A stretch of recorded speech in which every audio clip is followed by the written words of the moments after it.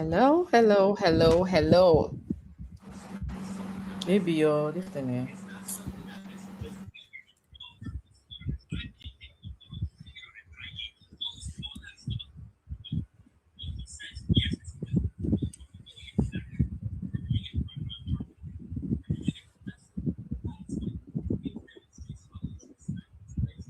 Hello, hello, hello.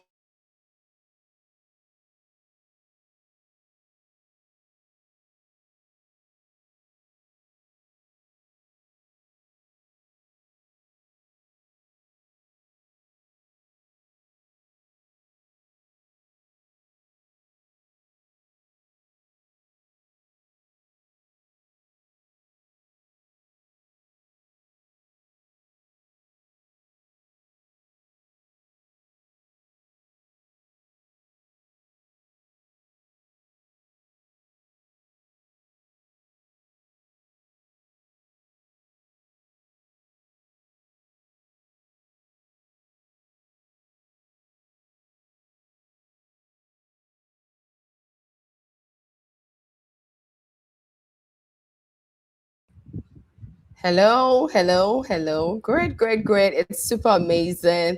It's such a great, great, great evening right here in Ghana. And somewhere in Ghana right now and across Africa, there is a young person sitting with a degree in their hands and a question in their chest. And it's not a small question, right? It is a very heavy one, a burden, the kind that keeps you at night, where you cannot even sleep. And the question is, I did everything I was told to do. Why is nothing working? Tonight, we are not going to give you a motivational speech. No, that is not why we are here. We are not going to tell you to believe in yourself. No, far more than that. We are going to do something far more powerful. And that is, we are going to tell you nothing but the truth. My name is Christabel Odonkor, and I am your host for the Impact Diaries. And this platform, we have conversations that drive development, where we go beyond the surface to substance, and where Africa's most important conversations happen. And it happened very loud, it happens on record, and it happens on your honor. So, if you are joining us tonight, we are super excited to have you. Tonight is the Decision Makers series. So, we have different kinds of series on Impact TV and Decision Makers series conversations with the people whose decisions shape the world young people live in and work in. Tonight's guest is an amazing person and she has hired people. She has also rejected people. And she is an HR strategist, a career coach, and a CEO. She has also coached people from rejection to reinvention. So it's not just about rejection. She's a coach as well. And what amazing thing I love about her is that she's a woman whose own journey was not a straight line. She didn't get it through straight line, but she navigated her way to becoming one of the most popular, essential, and influential figures in our community in Ghana and in our community when it comes to youth development and also the human resource management sector. So, ladies and gentlemen, if you are joining us, wherever you are joining us from, or if you are now watching, she is Emmaline Datey. And this conversation is going to change how you see yourself and how you see the job market and how you show up for tomorrow. Emmaline, welcome, welcome. We are super excited to have you. You are looking so Thank good. We should say that. We should say that. Thank you thank you so very much. much. This has been long overdue, right? We've had Exactly. to Yeah. postpone and postpone, and then they say God makes all things beautiful in His time. Good evening Yes, to that your is true. cherished Mm. audience, and I'm very happy to be here to have this very important conversation, and I'm hoping to do justice. Thank you. Thank you so much. Of course, we know you will do justice. Now, for our audience that are watching us live, we would like us for you. We want to know where you are watching or joining in the conversation from. So please drop your name and where you are watching from in the comment section. And we want to know who, we want to know who is in the room. And as well, if you have some questions, you can drop them in the chat box. We will definitely deal with it. Now, let's zoom in into the conversation. I cannot wait at all. Let's move in straight away. Now, Emily, before we talk about jobs, let us talk about what we were sold as young people. We are told, get the degree, right? Get the job. Immediately you get the degree, you are going to get the job. And you have spent years in HR watching that promise play out, and sometimes not even play out at all. What is the most honest thing that you can say about this deal today? Is this an unemployment problem or an employability problem that we have in Ghana and across Africa? Because I believe some young ones joining us from other countries are also watching. Christabel, thank you very much again for this opportunity to make an impact to young Ghanaians and whoever, wherever you're watching. I would say that, you know, a lot of things that used to work before doesn't always work every single time, you know, that we continue to move ahead in life. Hmm. Prior to now, you were told that once you have a degree, the paper, that's it. You are sure of a job. And so many Africans have so many certificates, but we still have a lot of people who are unemployed or within the unemployment brackets. There's a difference between being certified and being employable. Very different. That is why in the Western world, for example, you will see that we have a lot of people. I'm not using statistics to compare between those who are graduates and those who are not, who are succeeding without a certificate. And so we let people need to understand education is not within the four walls of a building. Education is not being certified. We buy certificates these days, don't we? But it is you. What they refuse to tell you, Christabel and I, that we are the value. We are the value. We are the ones that make the difference in the organization that will hire us. But people just assume that, oh, once they see the certificates, oh, guarantee. That is why we have interviews today. So now, because of the um, because of the issue of selling or buying certificates, because of the issue of should I say curriculum not meeting job expectations, employers are beginning to shift from mere certification to employability. When we say employability, possessing the capability and the competency to do what? To deliver on the job, right? In line with what obviously the expectation of the job is. So now you can't just in your mind go to school and assume that when you graduate, you got a job. Listen, I don't know if I'm jumping the gun, but when you stand or sit in front of an interview panel, you have nothing to share as basic as where you volunteered, what you've done on your own, what have you failed at, and what did you learn from? Your social skills, how you manage conflicts. Nobody's gonna mind you. Listen, in all my years of working, nobody has ever asked me for my certificate before. They rarely know that I graduated with the first class. Nobody cares. Why? Because when I sit in front of an interview, my aura alone is employability. I think one of these days we'll discuss the aura of employability. Like going deep into it. The aura Sure, alone. I look forward to that. That'll be another conversation. Yeah, definitely. So things have changed, expectations have changed, and certificates alone will not cut it. That's it.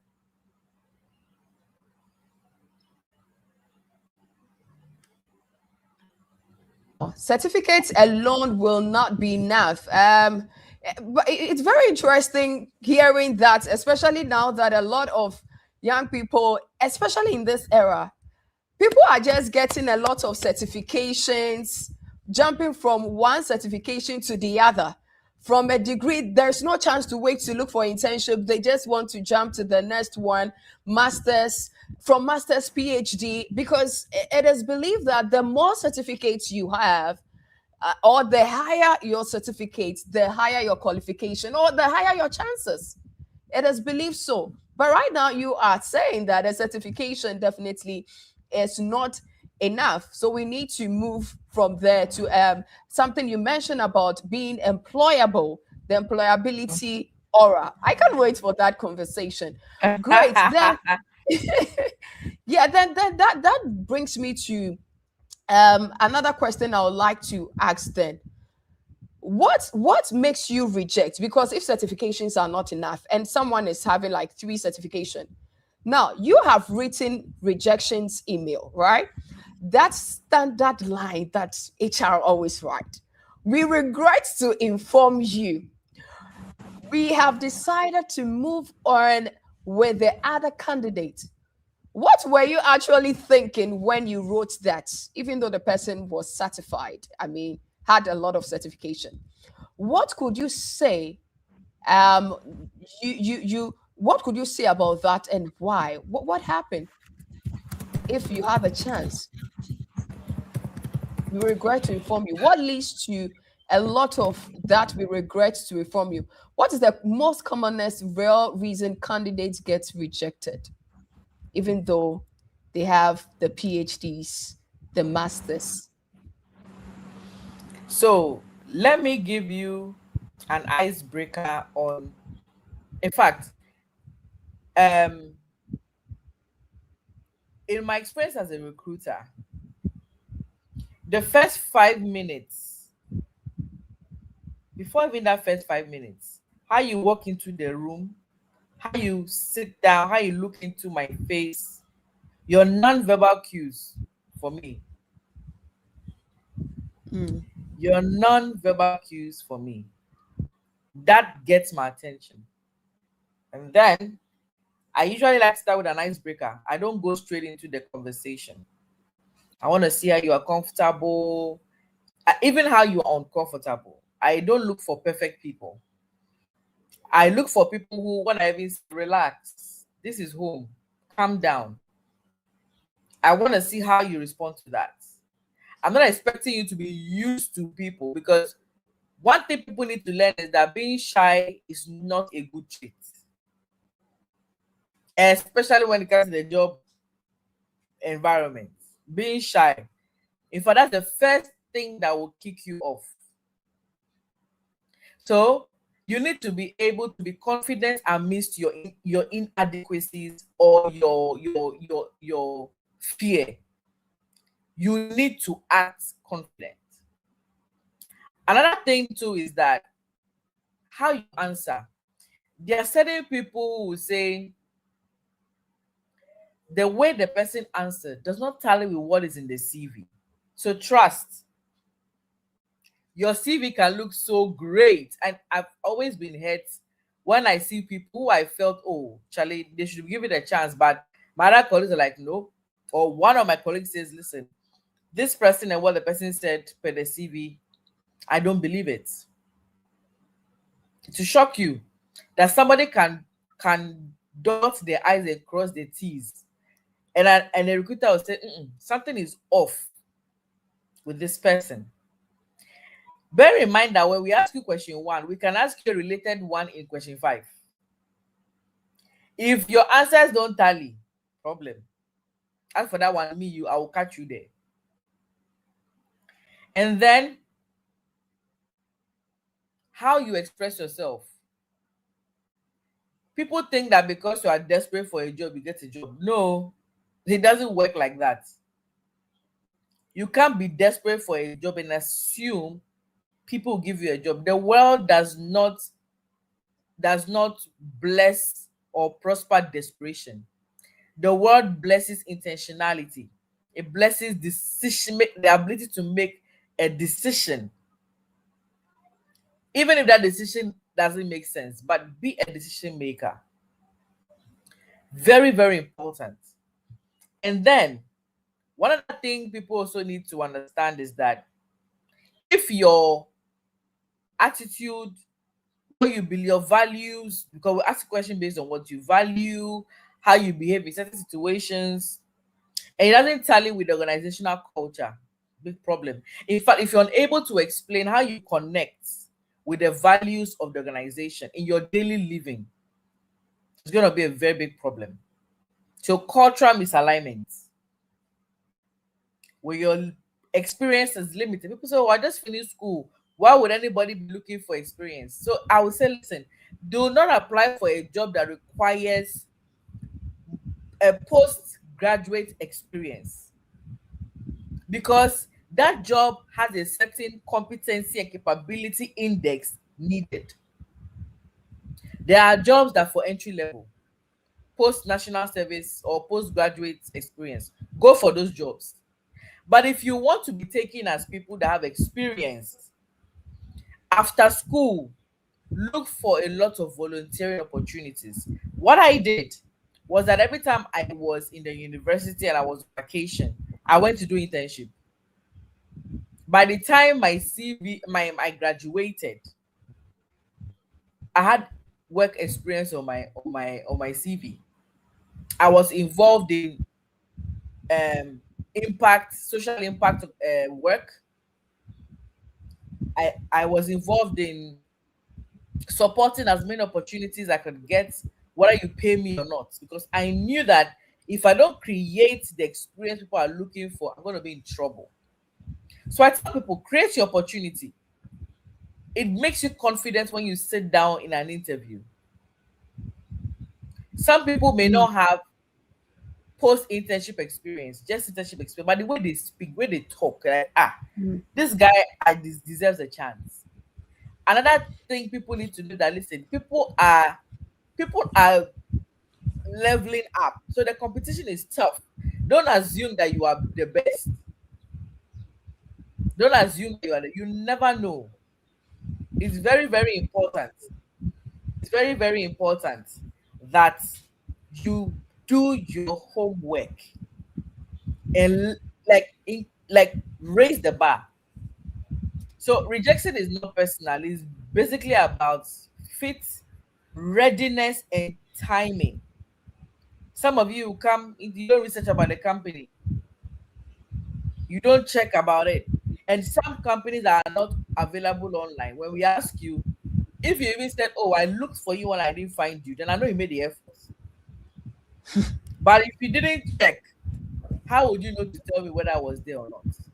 So these are the reasons why a lot of people get rejection emails, not because it's personal, but somebody actually beats them to it.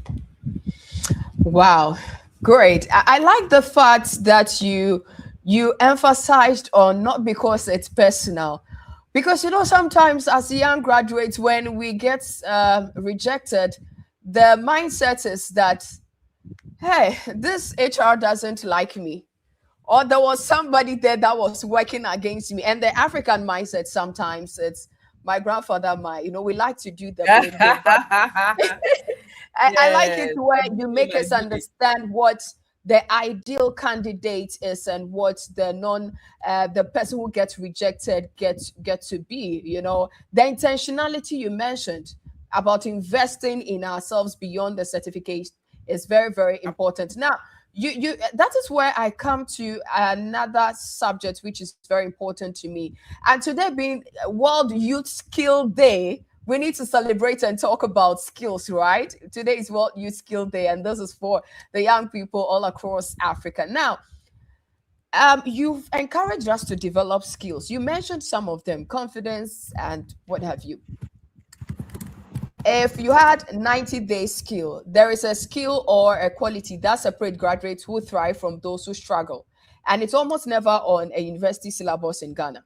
So if a graduate could develop a skill in, let's say, 90 days, and that is 3 months, right? With no money or no institution, how could they go about that? Because some graduates say they never get opportunities to get to have internship. Some companies are not ready for them, or for the ones that are ready for them, they do not have the money to transport themselves to the company to learn the internships because they just graduated. They don't have anything, but they need the skill beyond the certification to get the job. 90 days skill. What would that be? What is the fastest practical way to develop those skills right now beyond the university certificate? That is why volunteering is very important. You develop skills in action, you develop skills in motion. Yeah? You don't develop skills seated. Every young person today, broke and rich, most of them have access to a phone, a smartphone. You and I would bear witness that you see around people who look jobless, but they have a phone. It's for Today, a mobile survival. phone is your power. Mm. Mobile phone is your power. You need to be able to use technology for your advantage. Except you are in the remote villages where such things don't exist. Even for them, because of the way they are structured and all of that, they work.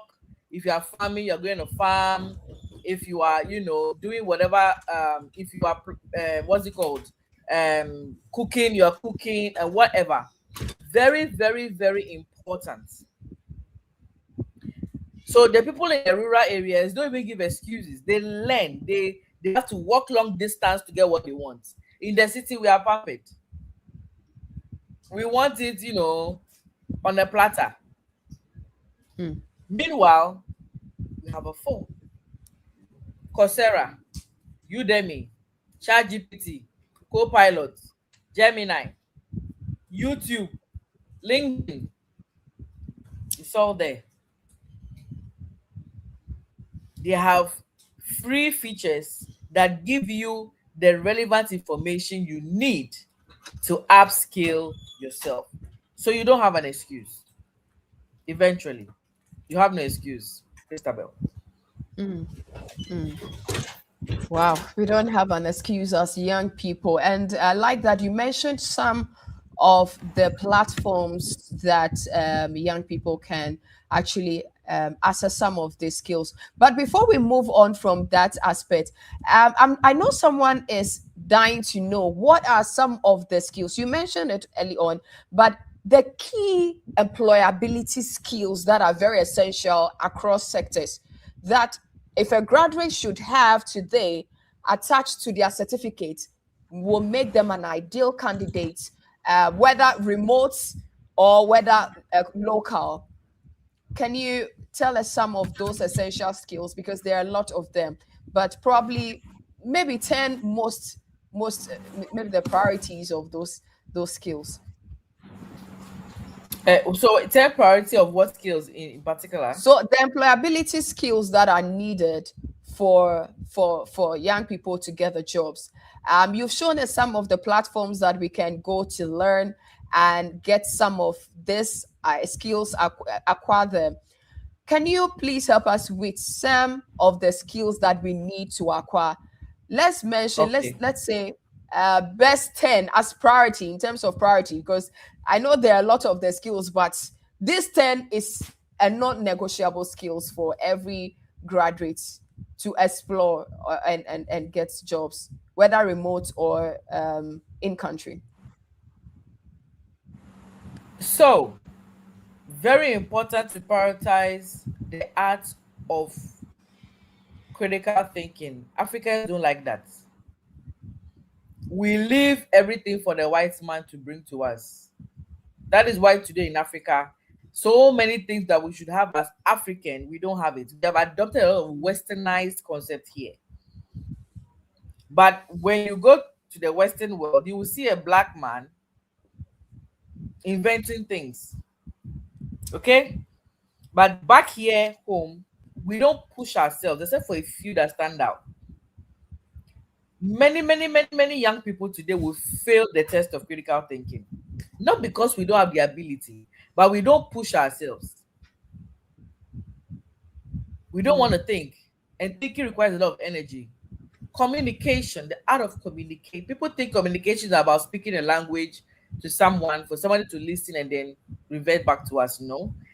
Active listening, your tonation, writing, the speaking, your body language, when to say what, when not to say what, how to say, how not to say. Very important. Teamwork.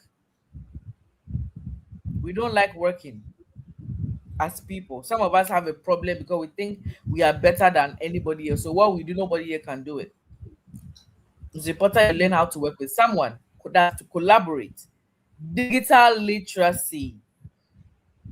It is not far-fetched that everything has become global. It is not far-fetched. If you have no idea about AI today, forget about having a job. Because AI is kicking people out of jobs. Those who remain employable are those who are AI enhancers, who are team members with AI. Very important. Adaptability. The business environment changes, technology changes, the ways of doing things changes. Would you say, no, this is what I want, this is how I'll be doing it, this is where I'll be? Or you are a learner? Are you a learner? And then problem framing and problem solving. They are two different things. So problem frame means a problem has come to your attention. You're able to unpack the problem, identify what the problem is about, why the problem existed, what the steps are, and how to approach it before you now solve the problem. So let me give an example. If Christabel says her tummy is hurting her, as a doctor, will I give you medicine for ulcer? Christabel. No, you can't just go straight away to give me medicine for us. I need to diagnose first, examine me to know even the type of stomach ache. Maybe it may not even be my stomach, but I claim it's my stomach. So you need to question me first and make your diagnosis. So Christabel has explained problem framing. And then she can now solve the problem with the right solution. The problem we have on the job, people are so interested in motion instead of thinking about what? Strategy. We rather be in motion than strategize. Very important. And then the ability to be resilient. Oh my goodness. Resilience, that's ability to solve problems in challenges. So there's the part where you solve problems and okay, it's not really stressful. But when the going gets tough, where do you go? Are you able to bring about initiatives? Are you creative? Are you innovative? These are the skills that makes you stand out. And any employer that has such people and they don't treat these people well, these people have the bragging rights to walk away without feeling guilty of any sort. And these are things you don't learn in school. I know there are some schools that have created their curriculum to, unearth this from you, but many schools in Ghana doesn't. So you have to learn this on your own. Read, get role models, get mentors, get coaches. Employers want people who learn quickly, who collaborate effectively, and navigate ambiguity in this fast-changing world. Very important. Wow. Wow. You've mentioned even more than I believe if a young person is watching right now, your notebook should be beaming, with all the points written down because this is in direct in room, apport which when you should go and meet any HR, you are gone. if you take these things very seriously. Thank you so much, Emmaline, for sharing. Now, I would want to um, get to know if our audience are on. If you are just joining us or you are just watching, I want to pause for just a moment. And because if you are watching this and you are getting value, I need you to do one thing right now, okay? Hit that subscription button on YITDA TV because there is more for you, not for us. It is you hitting it is not for us, but because this is just one conversation and we have many more coming. Decision makers, change makers, youth realities, conversations that will make you think differently, move differently, and show up differently. So make sure you subscribe and also make sure the chat session is beaming with your question. So now let's come back to Emmaline after you are done with that. Emmaline, in your submission, you mentioned the new era in which we are in, which is AI. I mean, there's no way we can have this conversation without not talking about AI. And AI was one of the skills, digital literacy and being current was one of the skills you mentioned that young people need to have. Now there is this fear that or there is this myth or school of thought that believes that AI has come to take away the jobs of young people or graduates. For instance, a graphic designer feels that AI is taking her job. Posters, flyers, banners are being designed by AI, while she has gone to school to secure a degree or a master's degree of any form just to become a creative person or a graphic designer. What is the honesty of this? Is it true or false? So what I touched on this before I landed my first the question before previous question before this, and said that AI will boot you out if you're not AI compliant. So there are jobs that can be done with AI and we don't need anybody. But these days I've noticed that AI is not really it's not really intelligent, to be honest. And so you cannot do away with human intelligence completely. Even for the role that Microsoft or those big tech companies are sacking people from, that AI platform needs somebody at the back end. You see the thing? Aha. So with the process flow of work, some roles will be removed because AI can expedite it. But at the tail end of it, there's a human being there. Would you be the human being that will live over there? So with graphic designers, for example, the reason why you will use a graphic designer is that you will need him or her to just you maybe um convert it from an AI signature to a non-AI signature. So when you post your stuff, you don't see AI information written on it. So I can do my logo on social media on any AI platform and say, you know what, kindly just do some one or two to it, and then so the time that the designer would take to create a logo in like a week or two, in a day or two he can finish it up. So the designer does not really need to be extinct. What will happen is that the amount of money he charges you will reduce, because I have done the conceptualization myself. So a smart designer, if it takes you 3 or 4 days to conceptualize, you use AI to conceptualize in a day. You get it? Ha. AI will give you all the ideas, quickly fine-tune what they're giving you, and then send it to your client to choose. And when you're done, AI can help you to design or do one or two things that you can finish up. So a designer today has no excuse not to be able to finish a design in 2 days. You have, even including a brand manual, you have no excuse. You should be able to finish even 2 or 3 logos in a day, because by the time I charge you, me, as because I know about designing, I can say, listen, I've done my web parts, you do this part for me. But there's some people that will not know, will not still use, some clients will not use AI to do it. They will not do it. I sit here and I make my flyers myself. You get it? Huh? But some clients will not have that time. A time will come when I will also have that time. So even with my designer, I just get the concepts and say, Master, derive this for me quickly. When I asked him to do a logo for me, he told me it would take him 3 days. I didn't argue.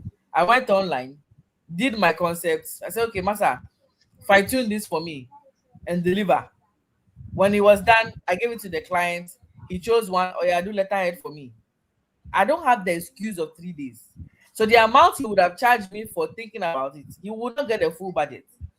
So smart designers today are moving beyond making excuses to using AI to enhance their work. So I hope this example answers the question. It's applicable to every other person where necessary. AI is an enhancer, it's not a replacer. But when you don't know how to use AI to do your job, you will be replaced. It's as simple as that. Very well. That is very important. So it means that wherever sector you find yourself, AI shouldn't be a threat, but rather an addition to what you already know. Because you know what you said, AI is not really intelligent like that. I'm kind of, you know, should I say I'm supporting?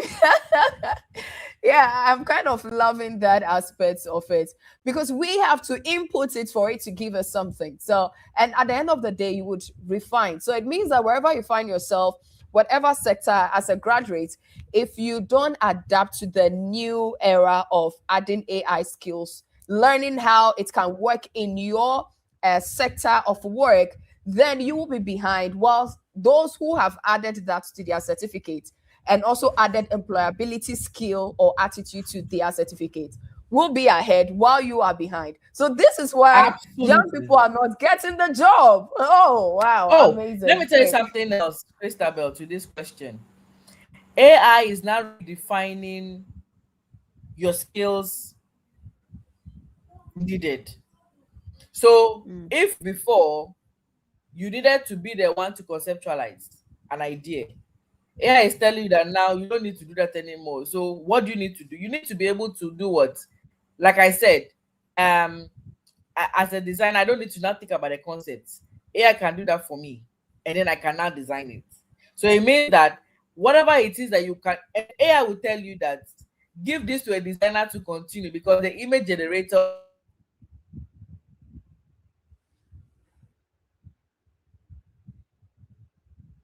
is telling you that we still need the designer, but for a certain thing. So AI mm, is basically redefining skills. You understand me? So it's either it redefines your skill and then you look for the skills relevant to your business as AI has come to impact it, or you redefine your skill outside your business to either become an entrepreneur or find yourself in another job that needs you. So you can't sit down and just assume. And the honest truth is that AI cannot replace customer service. AI cannot replace human emotions. You get it? AI cannot replace connection. So there's certain roles that will never be removed. We have now AI platforms that even do counseling, right. mentoring, and all of that. By the end of the day, you will still need a human being at a point.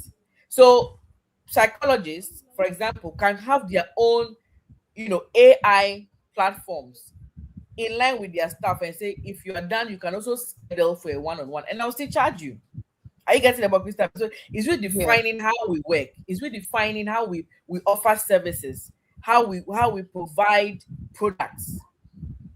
That is basically what AI is doing. So don't run away from it. Just get redefined. That's it. Wow, thank you. We don't run away, but get redefined. I love that word. And talking about redefine, I like, how our conversation is going. Now, I want to get into your personal journey a little bit. What that is so special about Impact Diaries, whenever we have conversations with stakeholders, we want to feel the human aspect, their vulnerability. We know they've also been in our shoes before. You have spoken openly about your own journey, not being a straight line. I mean, when I follow you on social media, I have a personal relationship with you. You are someone who mentor with your story. You never hide your own challenges, and you've spoken about it that before your life became a success, it wasn't a straight line.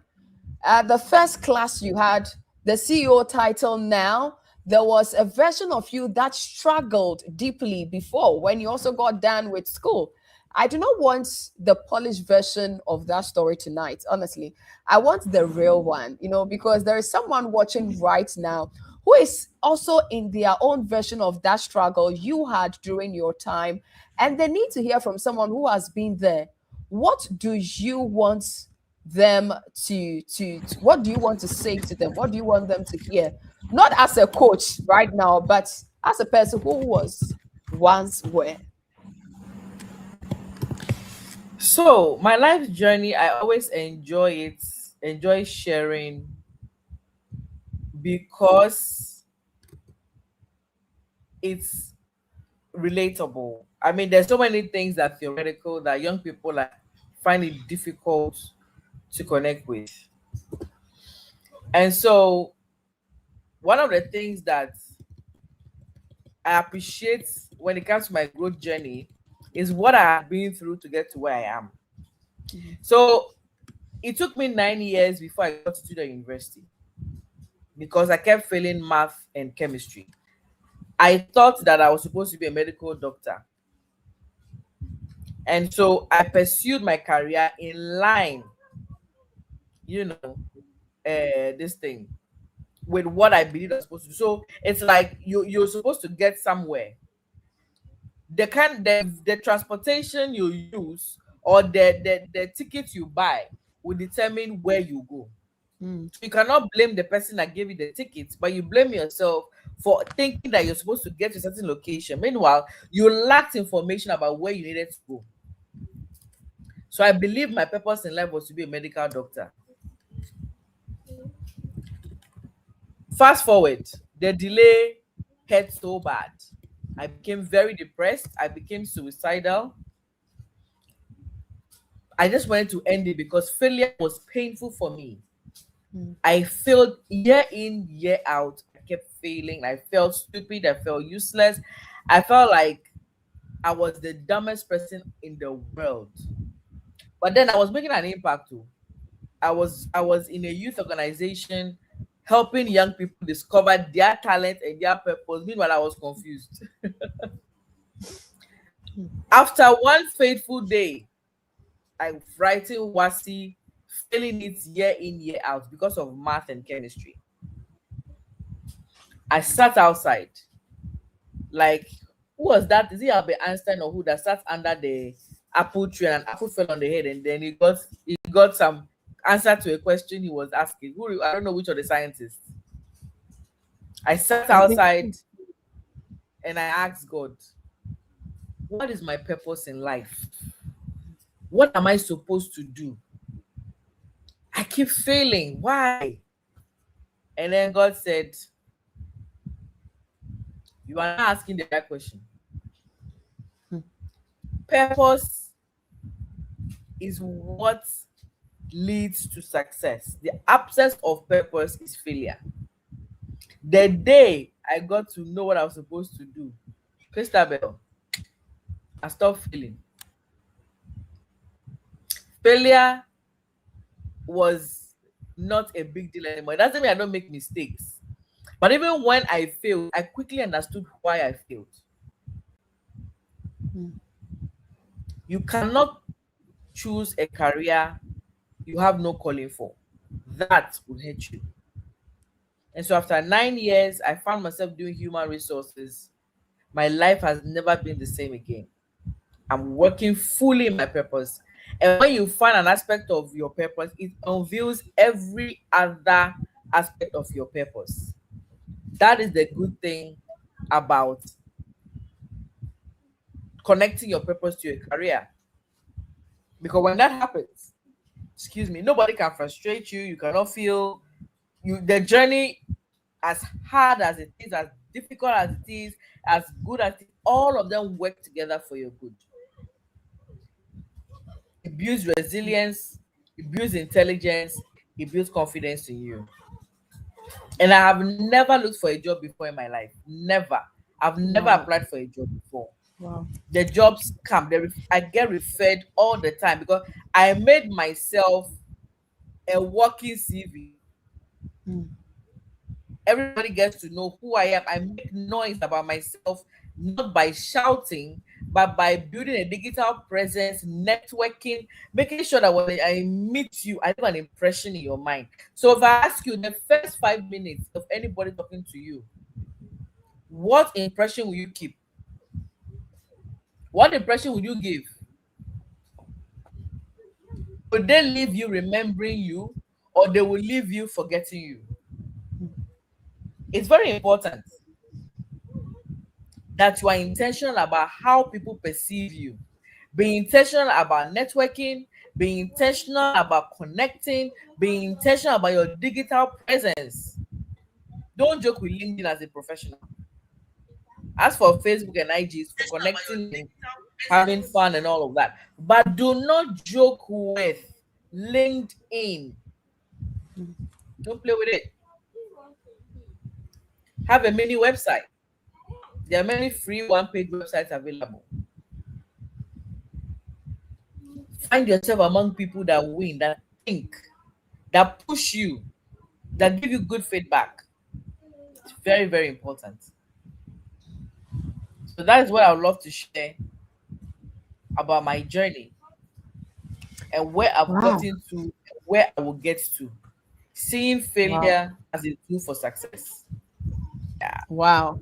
Wow. Wow. Oh my goodness. I'm speechless at the moment and a bit emotional because, Emmaline, one thing I love about this thing we are doing, personally, why I'm even doing all of this is because I believe we do share a lot in common. And for me, this is not a time to tell my story, but I mean, hearing this right now just made my mind reflect back. You spent 9 years before going to the university. And guess what? I spent 6 years before going to the university as well after um, senior high school. And like you also did, putting yourself everywhere. That was exactly what I was also doing. Trying to gain all manner of job, even ready to be a house girl.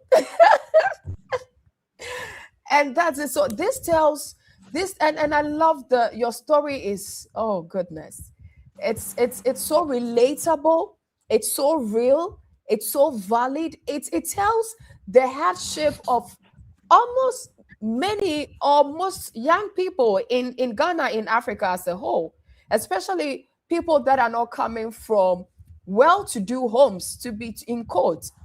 These are our struggles. So if you find yourself, if you're watching this right now and you find yourself in similar situation, you know you are not alone. Rewatch this and listen to what Emily shared, and your life will definitely not be the same. Thank you so much for pouring that out. We love that. We really, really love that. Now, in your submission, you mentioned another thing. And this is where my next question comes in, and very soon we'll be ending. It's about the networking. You mentioned networking, that we should be intentional. Young people need to be intentional about networking. Ghana is a small country in a certain extent, and everybody knows someone who knows someone. So let us name what is actually happening. Okay, how much of what we call networking is really just proximity to privilege? And for a graduate who did not grow up connected, exactly the story, who does not have the uncle in that office right there, who is genuinely starting from zero, and what does real, ethical, effective networking look like for them specifically? Thank you. So, you see, networking has a lot to do with social skills. A lot to do with social skills. Um, that is why we say having certain skills matter. So you cannot network if you don't have good communication skills. You cannot network if you don't have emotional intelligence skills. You can't network if you don't have good human relation skills. You cannot network if you don't have good what's the word? If you don't have confidence, rather. Because it takes you being bold to meet somebody you don't know to say hello. Attend events. Volunteer. Don't sit at home. Go, expose yourself to the world, contribute to ideas so join social clubs, groups. There are people who have access to certain meetings that if you attend one meeting just one day, your life has changed. Just one. If you lie on your bed and sit down and keep praying alpha hour, 6 a.m. NSPPD, you will become a light, a candle that has been lit and put under the bed. Light your candle and let it shine. Explore. Have fun. If you don't know what to do and you see people, ChatGPT is there to teach you. Copilot is there to teach you. Learn how to network with people. Steve Covey's book, or Steve Covey, yeah. The 7 Habits of Highly Effective People. Buy that book. Read, oh. Be a reader. When you read, it boosts your confidence because you know what to say. Travel. When opportunities come to travel, travel. What are you waiting for? Create your own opportunity. Don't wait for people to open doors for you. Create your door and walk through. It is possible once you see it in your mind. The question is, who are you listening to? Who is influencing you?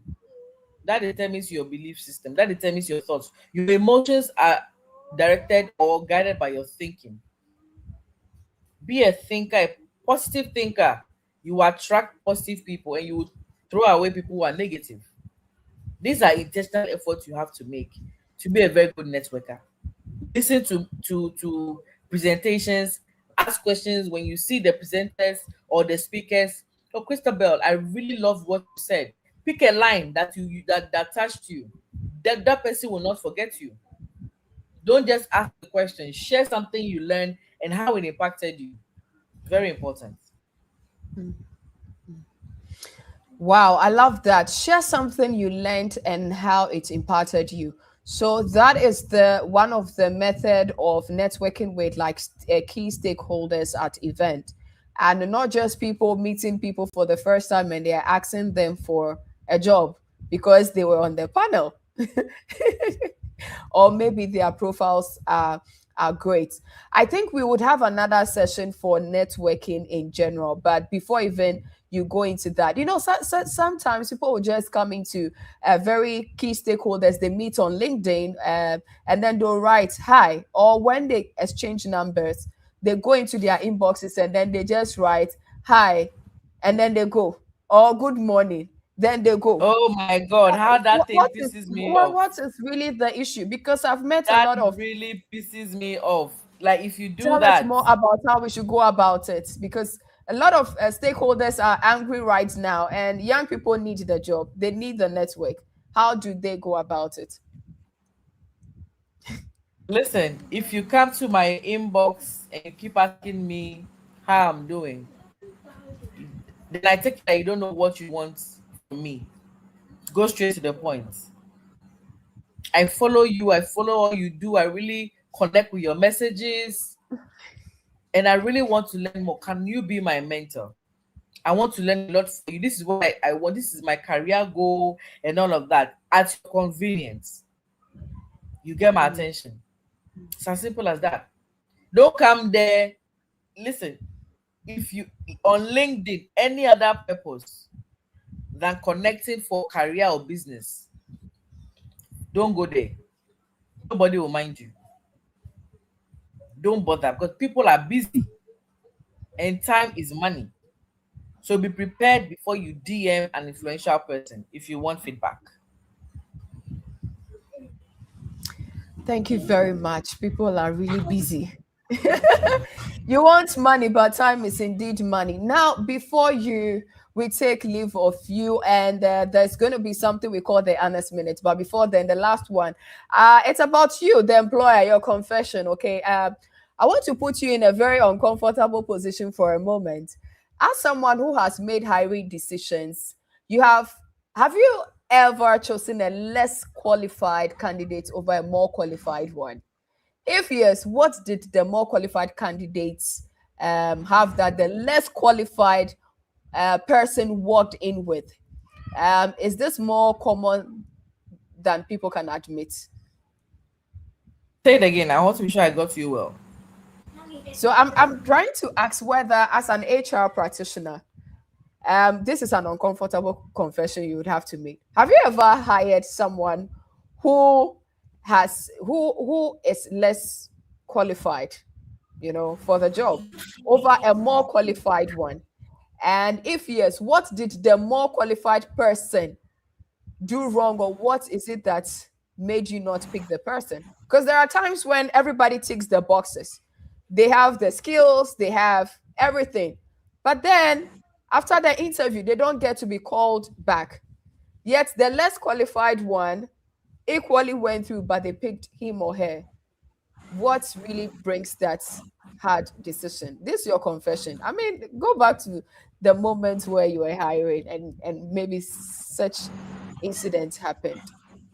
I think I actually gave that example in my earlier submission. We were recruiting for an HR person, and one of them scored highest, but the person wasn't taken Mm. because somebody in the panel said the guy was too good to be true and he was not consistent with the things in his CV. Oh. I was like, okay, I could not relate.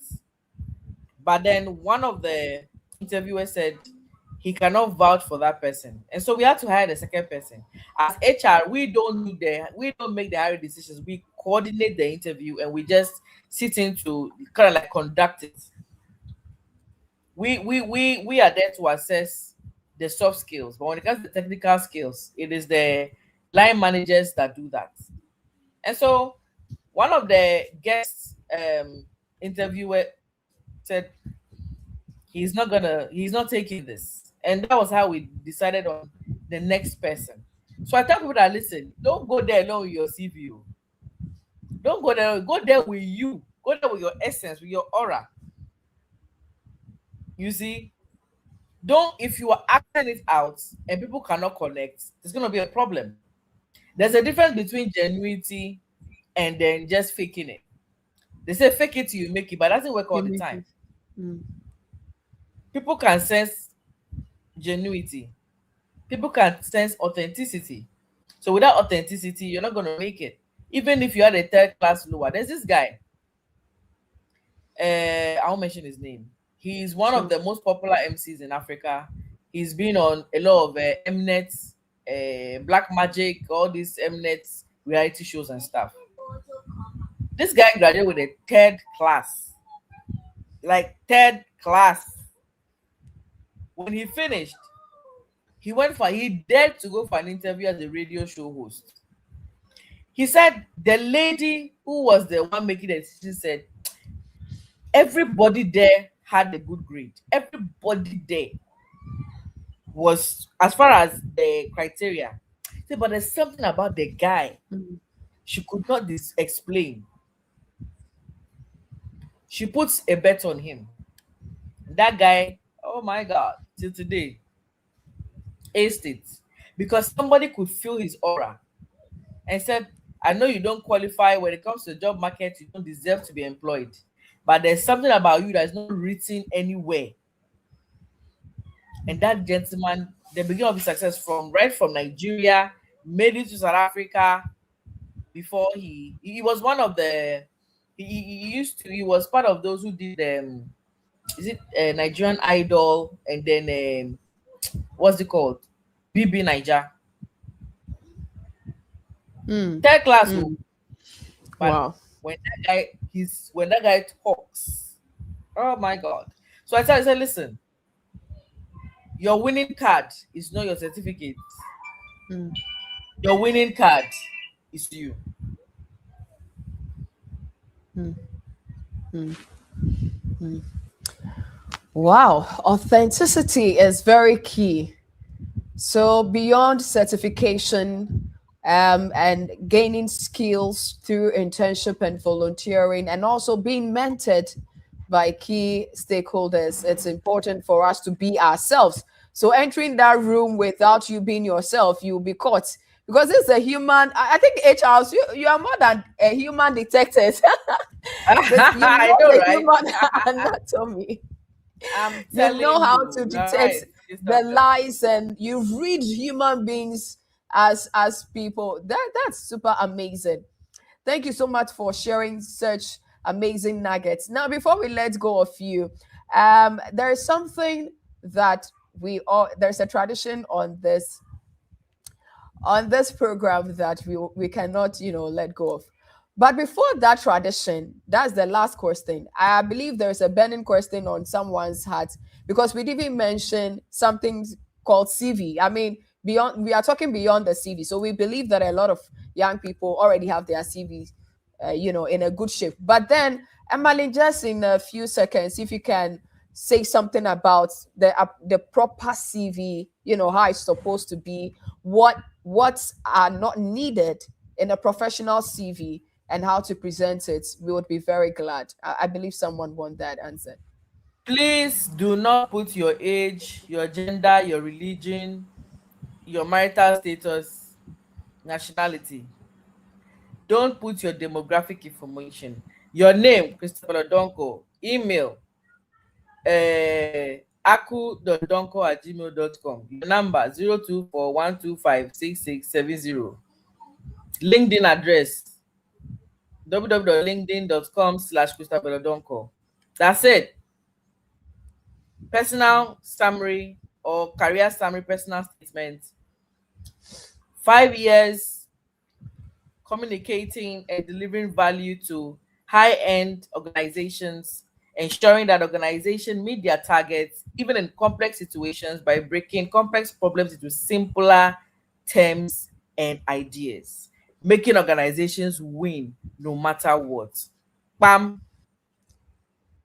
Work experience, educational qualification, competencies, interest or what we call hobbies, referrals, upon request. Achievements can come after work experience, or within the work experience. Achievements. Keep it simple. Your cover letter, sell your attributes, your achievements, problems you have solved, why you are the best person for the job. Make sure your font size is consistent, your font type is consistent, nothing more than 12. For the subheading, it can be 13.5 or 14. But the main content, nothing more than 12. If it's too much, you can make it 11.5 or 11. But if it's too small, be very careful, because people may not be able to see it. Times New Roman, Calibri, Garamond, Arial, Cambria. Keep your CV not more than 2 pages, and your cover letter not more than a page. Wow, people say they have experiences that are about 8 years, 10 years, and now their TVs have to be 2 pages. That's So that's that a one, lot that one, of. you put only relevant experience. You don't put the ones that are not necessary. Don't put your internship. Don't put your national service. Just put the relevant job connecting to the one you're applying for. And the other ones, just list them as lines. But go into detail with the jobs that are relatable, and then use just achievement. The job description, your job title, what you achieved. If you have that number of years, so there's a way to do it. Okay, okay. Meaning that young people need to tailor their CVs to the job. So then Yeah, it means don't use the you same have to have. CV for every job. Don't use the same CV for every job. Always revise it to suit the job you're applying for. Mm, mm. Great, Mm. great, great, great. Thank you so much for sharing on that. Our time is almost up. Now, this is where we get to the honest minute here on Impact Diaries. If you're just joining us or you are watching, this is Impact Diaries series by YITDA TV, and I am the host. Please subscribe to YITDA TV, because not for us, not for me, but for you, because more is coming, more conversation with change makers, great stakeholders from diverse sectors that have youth interests at heart. Will be coming on these conversations more and more. And we will also be reaching your doors to tell us your story about impact, and also get to have conversations about with you on the realities on the ground, what you are going through, and how we can together solve it. So please make sure you share this as well. Hit the subscription button and let's journey together. Now, Emmaline, before we let go of you, our final question. We have one tradition, like I said, so we can't skip it. Now, I want you to forget being politically correct for this one for a moment and forget the being, carefully worded answer. What is one honest truth about this topic we are discussing? About degrees, about hiring, about what young people are missing that people need to hear, even if it makes them uncomfortable. One truth that the room is usually polite to say out loud. I like that. Can you take that question again? Because Yes. I'm So unable yes. to. So with this question, we don't want to. So this is what we didn't want, but we didn't want you to be politically Because I don't correct. understand. I don't Okay. We understand. Yeah. we don't want you to be politically correct. We don't want you to be fully rounded with your words. We just want the honest truth. So we want, what is that one honest truth about this topic of discussion? We've gotten the degree beyond certification and all of that. About the degrees, about the hiring process, and about young people missing the point when it comes to getting the job. That people need to hear. One truth that people need to hear, even if it makes them uncomfortable. One truth that the room is usually polite to say out loud. Well, nobody owes you a job, actually. Nobody owes you a job. Nobody My owes you a goodness. job. My, This is something I even say all the time. I say it mm, every time without fear of mm, favor. mm, Nobody hires you because you are broke, you don't have money, you are the only family, your father is in a hospital. Nobody. Nobody. Before life gets hard, add value to yourself. The problem is that we don't take advantage of time. When I was quite younger, in my teens, I told myself who I wanted to be. mm. I already decided what I wanted people to think of me before life's journey started misbehaving. You get me? Aha. So there will be times of famine, but in that times of famine, people are still prospering. Remember that problem is somebody's money opportunity. Problem is somebody's success opportunity. Whilst you are saying there's a casting down, someone say, "Oh my God, thank you for this problem." Nobody owes you a job, my darling. You owe yourself the job. Work towards it. Even men that promise to sleep with you and give you the job tomorrow, they tell you don't give you because they don't owe you a job. So please get it right, get it now. Wow, that was it. That was fire. That was straight up. That's the bullet I was looking for, and you really delivered. Well, whether it hits you hard or it hits you soft or you were expecting it, nobody owns you a job. So the next time you pick your CV, you see a vacancy and you want to apply, nobody owns you a job. Don't feel entitled to it, but rather make sure you are prepared adequately to compete with other qualified young people like yourself as well to get it. And that is only when you go through the certification, skill development, mentorship, and volunteering to gain every experience that is needed. And then you can go for what is yours. And remember, she gave the ideas of when you enter into the interview room, what they are looking out for, right? From your appearance to how you talk to even how you sit. Is that but above it all is that you need to be very authentic with yourself. You cannot be somebody else because nobody owes you a job anyway. That's super amazing. Emmaline, thank you so much.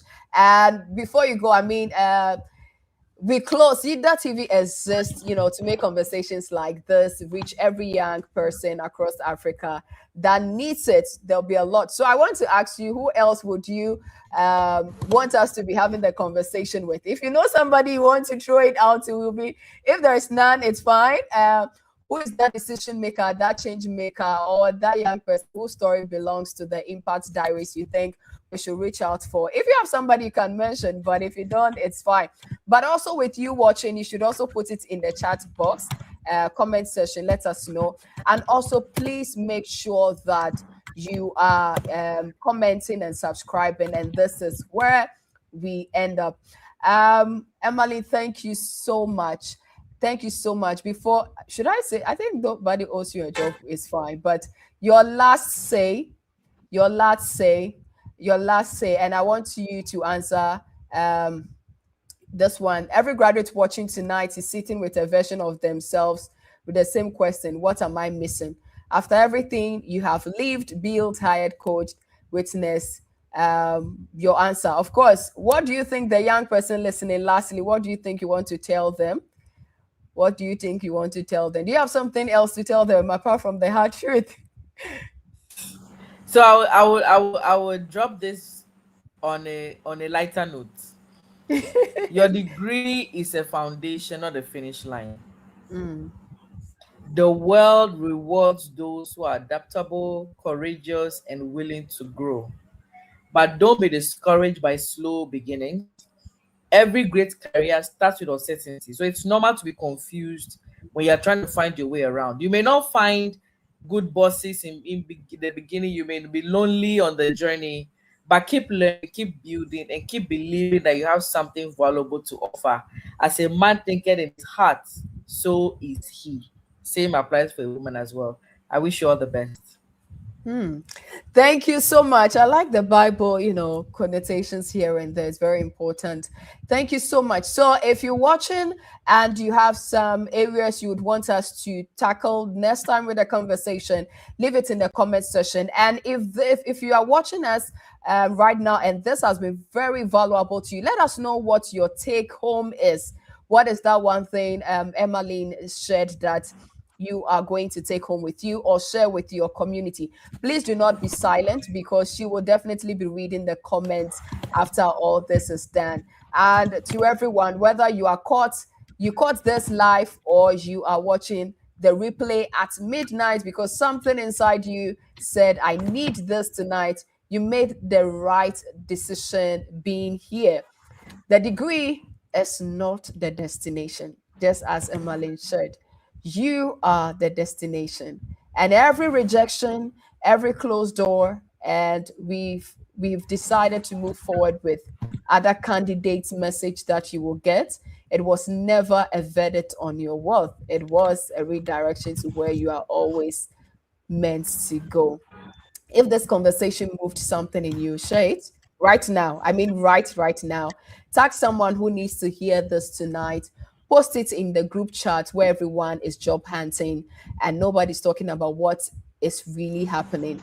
And most importantly, subscribe to YITDA TV for more conversations like this one: decision makers, change makers, their youth reality. Follow us across all social media. And most importantly, do something different tomorrow. I urge you, because now you know something you did not know before, and it means you have to do something different. Thank you so much, Emmaline Datey, for being our guest today. This has I, been I would YITDA. like to I would like to share my social handles just in case anybody wants to follow me for more information Yes, on yes, career. yes, yes, Yeah, yes. so my name is clearly spelled out Emmaline. That's on LinkedIn. Connect and then let's get connected.